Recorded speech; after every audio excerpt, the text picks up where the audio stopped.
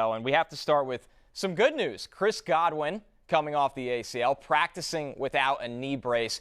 Are you expecting the full throttle, full workload Chris Godwin to kick things off in Tampa Bay? If you would have told me 6 weeks ago that we would be talking about Chris Godwin getting a full complement of snaps and routes in week one, I would have said, well, you're off base, just to put it kindly. But it looks like that's happening, or at least something close to it. It looks like Godwin is ramped up to the point where he's practicing without a brace. Tampa coaches told the media yesterday that that is a big deal. That is huge progress in his recovery from, remember, a late season ACL injury that we were thinking was going to put him on the shelf for the first 2-3 weeks, maybe more, of this regular season. That's not the case. Honestly, people who have been drafting Chris Godwin at his ADP in redraft leagues are about to look really smart. And simultaneously, those who hammered Mike Evans this summer, maybe not so smart, because we are in a situation where Godwin is the wide receiver one in the Tampa offense when he's healthy. Yeah, so that's the good news, that the Chris Godwin drafters are going to have a good time. But let me ask you a little bit about the fallout. You hinted at it with Mike Evans, but two other guys that are being drafted, Russell Gage, Julio Jones. How does this impact their production, their workload? Because we've seen Godwin just be an absolute target monster whenever he's on the field in that Tampa offense. Sure, and I think we have some indication that Tom Brady can support three fantasy viable wide receivers in an offense at the same time. We saw for a moment last year with Antonio Brown, with Chris Godwin, and with Mike Evans. Now, I don't think that all three of them can be top 24 types, but they can be usable in 12-team leagues, especially if you're in a league where, you're starting three receivers and you have a flex to fill. Russell Gage is banged up. I do think that Julio Jones would be the preference right now. And Julio has apparently looked very good in Bucs practices this month. All right, moving over to the quarterback side of things. Not shocking, Mitch Trubisky officially named the starting quarterback in Pittsburgh. He was also named a team captain, which can be taken a lot of different ways. Maybe he's going to hold on to that quarterback job longer than people expect, with Kenny Pickett having a really strong summer as well. When you look at this situation, I think us as in the fantasy community care more about the Steelers' offense around him rather than Trubisky himself. Okay. Do you think this is good news for a George Pickens, Deontay Johnson, obviously Pat Freiermuth and Najee Harris as well? Or do you think this is one of those situations that you have to monitor and maybe wait till Kenny Pickett takes over? I don't think that there's any chance that we're going to see Mitch Trubisky start, 16, 17 games this year. I think that, there's no indication that he has altered his game to the point where he's going to have a lock on that starting gig. Now, maybe the Steelers just love veterans so much that they're going to do it. But I do think that Pickett will get his chance. Deontay Johnson became very interesting to me in the preseason because, and I was mostly fading him, in July and August. He became interesting when Pickett and Trubisky really targeted him heavily in preseason action. So I think that Deontay Johnson is fine with Trubisky under center. I'm not sure how you're going to handle the other receivers in an offense that will probably be run heavy. Yeah, I think so as well. All right, moving on to more good news. James Robinson will officially be active in Week 1. Suffered the Achilles injury against the Jets in Week 16 last year. So that's a pretty impressive recovery trajectory for him, especially since he's been doing individuals over the summer. So I don't know if he'll be full go Week 1 out of the gate, but Doug Peterson saying he will be active. Obviously a shared backfield with the very talented Travis Etienne, who is also coming off injury. You start to see James Robinson as a big-time value, Denny. This news, I don't think, came out of nowhere, but it feels like people forgot about him entirely this summer. I surely did. I mean, until August, when it appeared that he was going to make this, Cam Akers-like recovery from a late season Achilles injury. We just are not accustomed to that sort of thing with an Achilles, especially with a running back. I guess it's happening. I am a little skeptical that James Robinson is going to be as efficient and as productive as he has been in that Jacksonville offense. From beat writers, we've heard all summer that James Robinson will probably be the third down back in this offense, which is a little disturbing, I guess, for Travis Etienne drafters who thought that they were getting perhaps like a PPR monster who would eventually maybe become an every down back. I don't think that you're getting that as long as Robinson is healthy. But I think that we're still a long way from saying, okay, James Robinson is going to completely scuttle Travis Etienne's fantasy value. Yeah, Robinson averaging 16.2 touches in games where he played at least 50% of the snaps last season. RB 17 in points per game prior to that injury, and that's most of the season, weeks 1 to 15. I want to stay here with Jacksonville because the Robinson news comes out, and I think it puts a little panic in in a lot of people that drafted Travis Etienne. Do you think, I personally think they're different enough running backs where they hold very distinct roles where one can coexist with the other. But my question to you is, Denny, do you expect a big enough jump overall from this Jacksonville offense with the hire of Doug Peterson, year 2 of Trevor Lawrence, who really struggled as a rookie next year, where it can sustain 2 productive backs? It's a good question. And honestly, I have a lot of Christian Kirk in leagues. I know that you and Matthew talked about Christian Kirk last week, maybe the week before, but I'm banking on this Jaguars offense taking a step. And I don't think that's a lot to ask for considering how atrocious they were under Urban Meyer. They have a legit NFL coach now, which is moving in the right direction, and a good offensive mind. And Doug Peterson, by all indications, Trevor Lawrence has taken a step, has shown more accuracy, more pocket presence. It has better connection with a better receiving core. I think that we are going to see this Jags offense maybe surprise.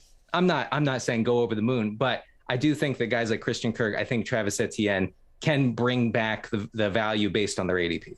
All right, staying in Florida, but going back to Tampa, maybe a little bit of some perplexing news. The report that the Buccaneers prefer to lighten Leonard Fournette's snap rate. RB3 in total fantasy points at the time of his injury, which was week 15 last year. Top 4 among running backs in targets, receptions, receiving yards, despite missing 3 games. Fournette has just been an absolute monster in fantasy since getting to Tampa. Obviously, this is a team with serious championship aspirations here. Is this a code red alert here, Denny, or is this, we're not really buying it. When the game is on the line, they're going to feed their guy? It depends on who you ask. If you ask people who have been drafting Leonard Fournette everywhere this offseason, then they would say this is nothing. And if you talk to the faders like me, you say this is something. So I do think that there is a little something to this. This is not the first time that we've heard from beat writers or Tampa coaches that, maybe Fournette a little bit on the older side as far as running backs go, a guy who has missed time in both of the past 2 seasons with the Bucs. Maybe it's time to ease up a little bit on the massive workload, both the snap share and touches in this offense. Now, that doesn't mean that like Rachaad White is like an automatic start in 12-team leagues. That's not what that means, because I think Keyshawn Vaughn, maybe even Gio Bernard can get and maybe will get involved in this Bucs offense. But I do think, we may talk about this in a second. I think that this makes Rachaad White a must stash on your bench in pretty much every format. Yeah, we're going to get into some of those bench stashes in our next segment. Really excited to talk about that. And I'm glad you brought up Rachaad White, because not a guy that was necessarily a total workout horse throughout his college career, and a little bit of an unknown stepping right into an NFL rookie role at this point. A lot of people project him as the pass-catching back. But Fournette's been so good at that. That's the interesting part here. 4.9 receptions a game. That was second most among running backs. 10-plus games with 4-plus receptions, tied most among running backs again. So I think I'll ask you it like this, Denny. When this can be a pass-happy offense, which we've seen it do plenty of times, and Tom Brady is on the field, and Tom Brady is a guy that is very loyal to his veteran players over and over again, it feels like, or at least to me, that Fournette is going to be the guy, and this is more of a situation of, hey, maybe we can lighten his workload if we get into blowout games. Maybe we don't have to run him in between the tackles over and over again when we're up by 2 or more scores. So I don't really have a lot of fear here, and it sounds like you don't either, as much as Rachaad White's intriguing. Yeah, I mean, we want the pass-catching back in the Tom Brady backfield. We've known this for years. People benefited from it tremendously last season with Fournette. So he probably still has that role locked down. I think we'll see if he can stay healthy. He'll probably retain that. But the one thing Tom Brady likes more than his buddies on the team is winning. So I think that if Rachaad White shows that he's a superior option at some point, he could work his way into that lineup. All right, one more here. Damien Williams reportedly will have a big role in the Falcons' backfield. I don't know how excited that makes anybody when you hear it's from the Falcons' backfield. Damien Williams had 3 games with 10-plus touches with Chicago in 2021, 2 games with 70 or more scrimmage yards last season. He turned 30 years old this spring. Is this something you can buy into at all, or is the Falcons' backfield turned into absolute poison that you stay away from? Well, look, we're talking about an Atlanta offense that desperately wants to run the ball. We know this about Arthur Smith. That's all he did in Tennessee. It's all he wanted to do last year. The Falcons had the second lowest pass rate on first down last year, which is highly questionable for a team that was constantly trailing. But it is what it is. This team wants to run. So maybe a guy like Williams can deliver some value as like a streaming RB2 type guy. I wouldn't put all my eggs in that basket, though. I think the Falcons, and I know I'm not alone on this, are going to be bad. They're not going to be in a position to establish the run week in and week out. So, pump the brakes a little bit on the Damien Williams thing. Yeah, I'm with you, especially when you're moving on from Matt Ryan, who targets running backs at some of the highest rates in the NFL. That might hurt a Cordero Patterson. It could hurt a Damien Williams. On the flip side, with Marcus Mariota and a team, unfortunately a defense in real football that is expected to be playing from behind a lot, does that intrigue you a little bit more to not overdraft Kyle Pitts, but that he can be the sole target monster of this offense? That if Drake London can stay healthy, there's a lot of garbage time there for both those players. For sure. I really have come around on Drake London. Kyle Pitts, of course, is a generational tight end, probably should be treated as a wide receiver in fantasy.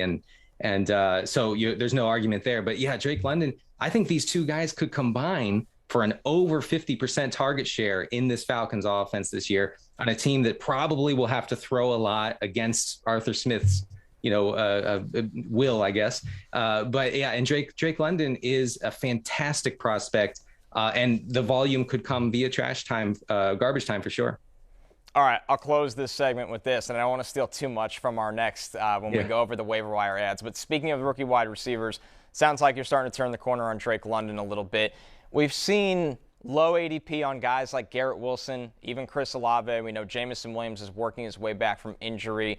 George Pickens is somebody that has absolutely had a huge summer and is being drafted highly, deservedly so. Is there any rookie wide receiver, though, that you really, really like, maybe as your last round pick as a bench stash, especially for those in keeper leagues?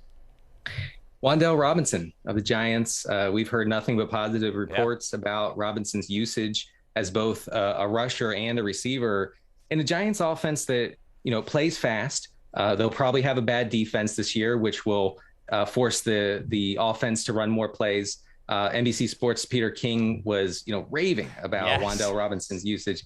We have to listen to that sort of thing, I think. And with Kadarius Toney banged up and Sterling Shepard coming off a very serious injury, Kenny Golladay being, Kenny Golladay, we're looking for Robinson, I think to have an immediate role in that New York offense. Hey, it's Matthew Berry from NBC Sports and Rotoworld.com. Just want to thank you so much for watching what you just watched, or at least being too lazy to click out of it after the autoplay just kept it going. So either way, thank you so much for just letting it scroll by your screen. And now I'd like to ask you respectfully, please subscribe to the NFL on NBC YouTube channel for the latest NFL news, fantasy headlines from Rotoworld, and betting analysis from NBC Sports Edge.